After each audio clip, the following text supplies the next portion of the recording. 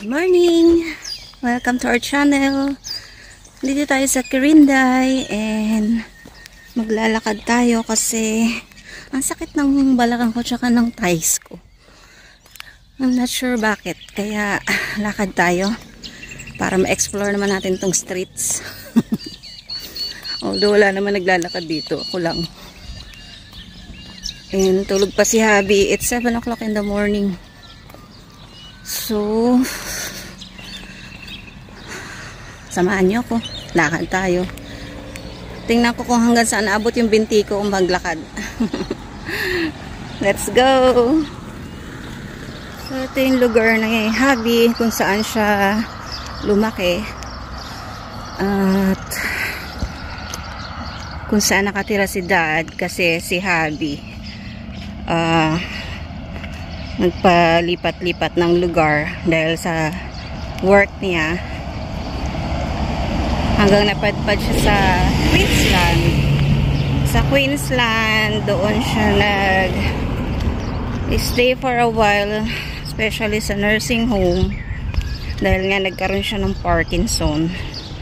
Yung mga nag-asikaso sa kanya ay doon sa Queensland. So, nakarating siya ng Bundaberg. Tapos, sa Bundaberg, nakilala niya yung sila Dave. Kaya, doon siya nakatira kay na Dave. So, ayun ang nangyari. Kaya, nagkahiwalay sila ng kanyang family. Yung sila mama naman, sila mom, sa Perth nakatira. Kasama nung ibang kapatid ni Chard. So, bali si Dad lang talaga yung nasa Kirinday. Hindi siya umalis dito. Ayan yung paligid.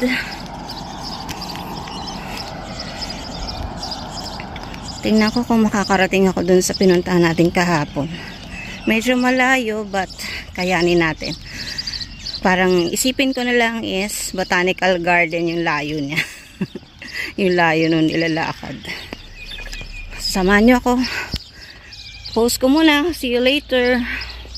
So, ayan yung una natin pinuntahan dito para i-meet yung mga high school friends ni Habi. Yung school nila. Ayan, Kirinday High School. Tapos ito naman yung RSL dito sa Kirinday. Ayan, meron din tayo nyan sa Bundaberg. Doon tayo nagla-lunch minsan. So, ayan naman yung dito sa Kirinday. So, ayan yung pinuntahan ko kahapon. Diyan ako nag-selfie kahapon. Ayan.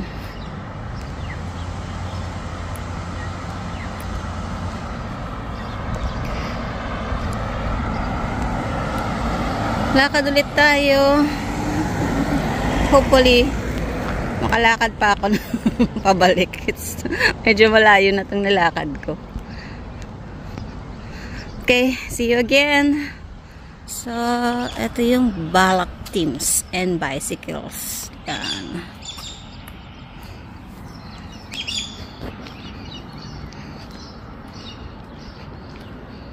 Yan na.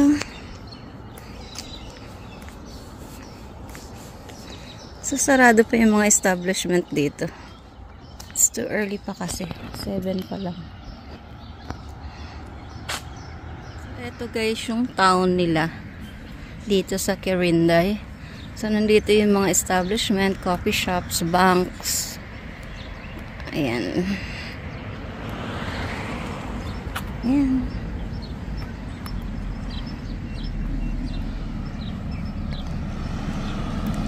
So, yung mga pub nandito din. And, meron din silang clock dito, kagaya dun sa atin sa Bundaberg. Ayan yung clock nila. So, kikita nyo dyan. 7.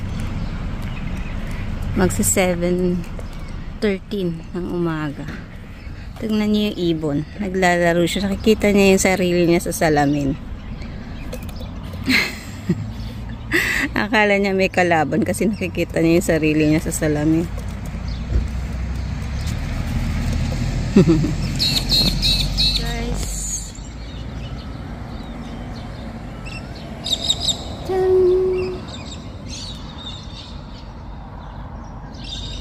Beauty ng Kirinday. Ayan na yung mga shops. Ayan na yung mga shops, guys. Sobrang close pa. It's too early pa lang. 7 pa lang ng umaga.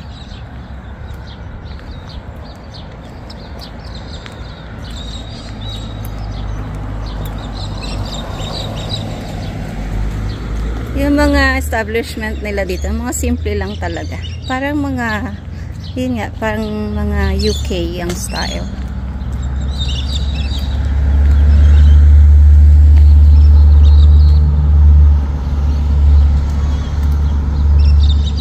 Yan.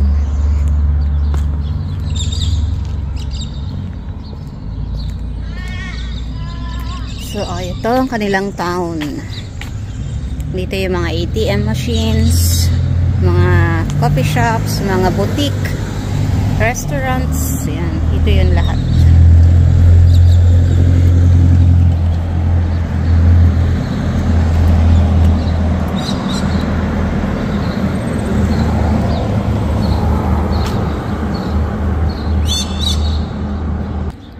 Ito yung library nila dito. Yan. Yung library nila. So dito pumupunta yung mga walang internet, na gustong magpa-print, gustong mag-review, gustong mag-research. Dito yan.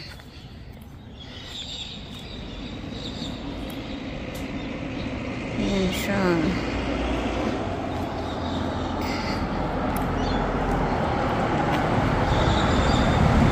Labas kami ni Polar Bear. Magki-KFC kami. Bili lang kami ng lunch namin. Tapos punta kami ng lookout ng Tamworth. Dito kami sa Tamworth ngayon. Dito kami sa Oshley. Lookout. Oshley Lookout. Magla-lunch muna kami. Tapos iikot ako dun sa lookout para pakita ko sa inyo. So bumili lang ako ng KFC feast. Tawag nila dun. Feast. Mini feast. So, nandiyon na lahat. May chicken, may nuggets, may tenders. Ayan. So, kain muna kami, guys. See you later. So, andito na kami sa lookout, guys. Lookout! Lookout! Lookout talaga yung ganda ng view, oh. Kita nyo ba? Puro purple. Puro purple. Puro purple makikita nyo. Lookout. The whole city of Tamworth. Up there.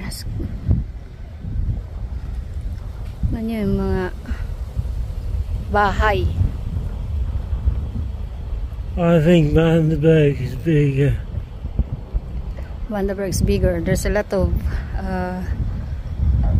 what you call that? Sugar cane. Yeah. There's no sugar. But there's a mining here, right? Yeah. Ayan. Yan guys, yung view dun sa dulo. Ayan. Yung iba dyan mining something. Hindi lang natin ma-distinguish kung aling area dyan. So, yan. Ito ang lookout. Guys, ito na kami sa lookout. What you call this, honey? Oxley Lookout. Oxley Lookout. Yan, guys. Makikita nyo yung mga tirahan at saka yung mga mining na lugar.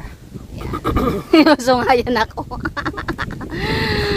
Ayan. At least naaya ko siyang mamasyal kasi nakakainip sa bahay dahil nga wala kaming wifi. So, nag-lookout lang. Dito lang para makapag-exercise din siya kasi lagi nakakulong sa bahay. So, we're gonna go na and look for an Asian grocery.